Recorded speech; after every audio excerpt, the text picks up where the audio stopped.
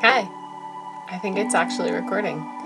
It's probably not the best quality. So I'll maybe get closer. I'm not sure about the mic. Okay, I'm sitting at my desk, which is kind of my altar at the same time. I've been doing readings for myself and noticing there's a lot of information that I'm getting out of it, and so I feel shy just a little bit, but I want to share what I get. And maybe other people have similar things going on. And if you don't, that's fine too. It might be interesting to know about the patterns and themes at this time. My intention really was to look at May and what are the energies coming forward that we can work with, and how can we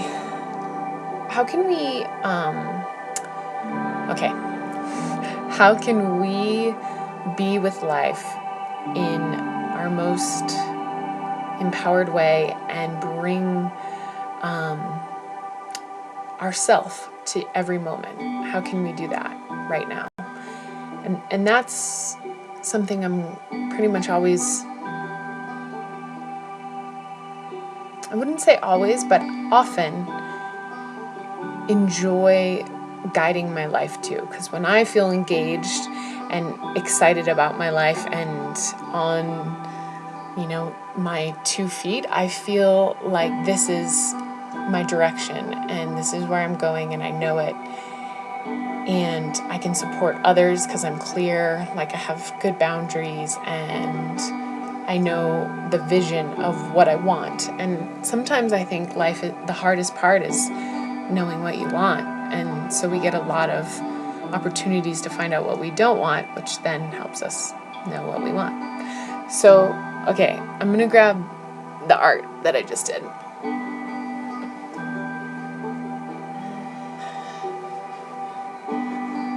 So far, 2 minutes. I'm going to try and keep this video under 5 minutes. Okay, so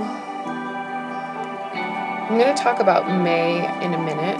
Maybe I'll turn the music down. But I also want to show you what I drew about it. I'll turn it down.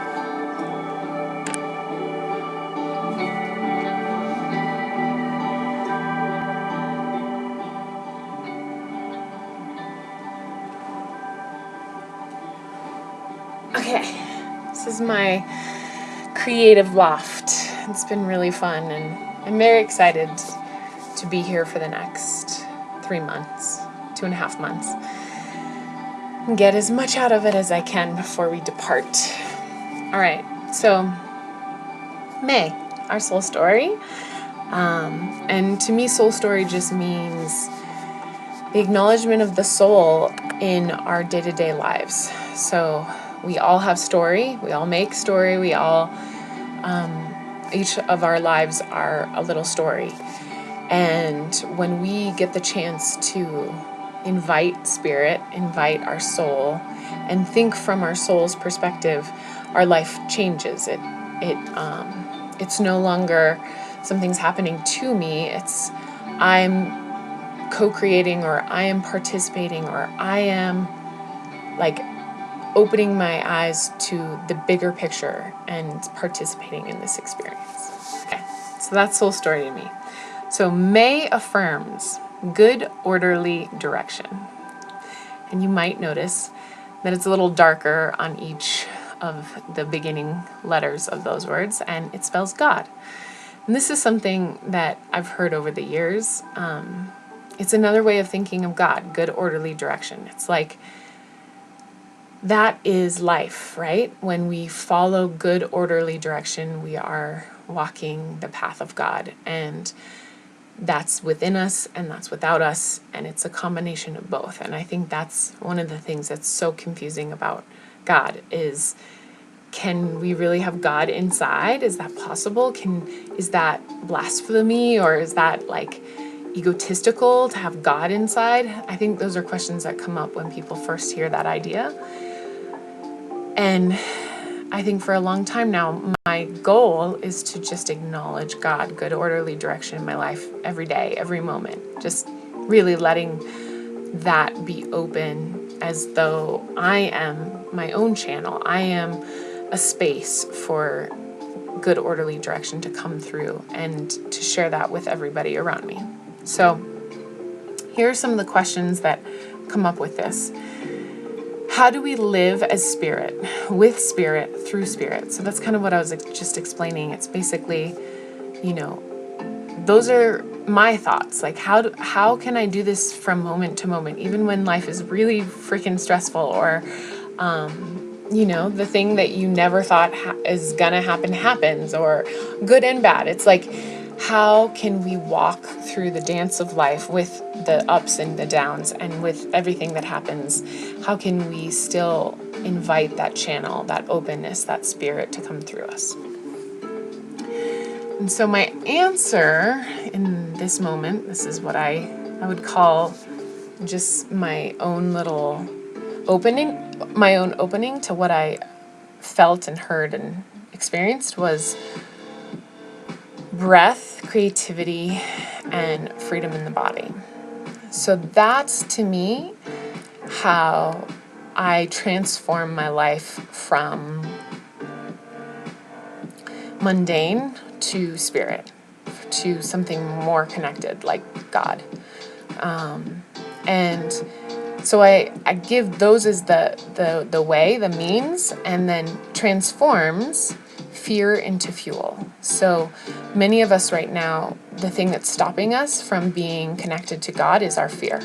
We're literally feeling terrified of, what does this world hold for us? How can I, live? How can I be a good parent when I don't believe that we're going to have a planet in 70 years, or the coral reefs are all going to be dead in 70 years? That's a real thing that scientists are saying. So how do we go from fear to fuel? And for me, it's creativity. For me, it's breath. For me, it's being free in my body. Those are like instant ways that I can transport myself back into passion and like, why am I here? What am I really here for? And so the next piece is, imagine your life as you already dreamed it is. As you already dreamed it is. So I'm reading this backwards, like all the letters are backwards, so I have to kind of translate. What did I write?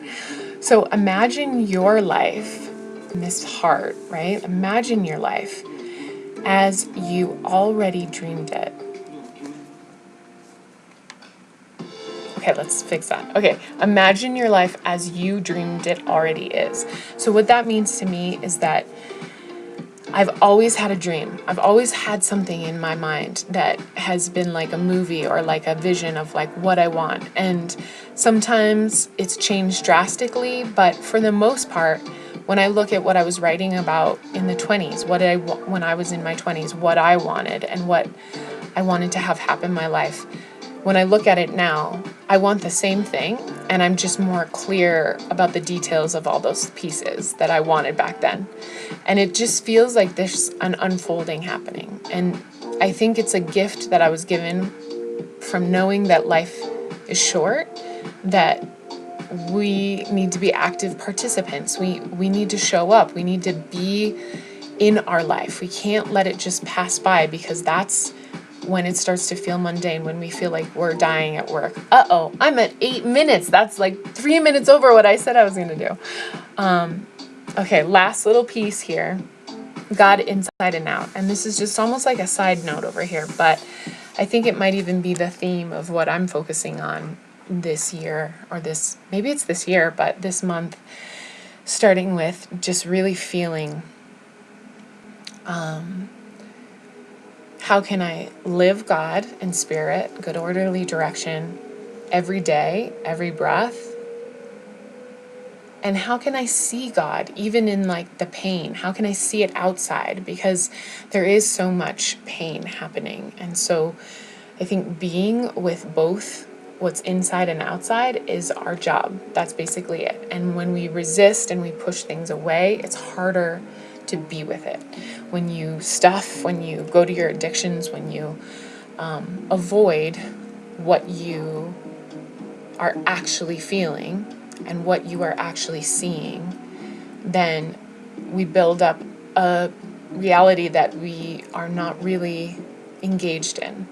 And so my sort of offering this month is, how can we engage our life through good, orderly direction? And I think it's God, inside and out. All right. I love you. Thanks for listening. Bye.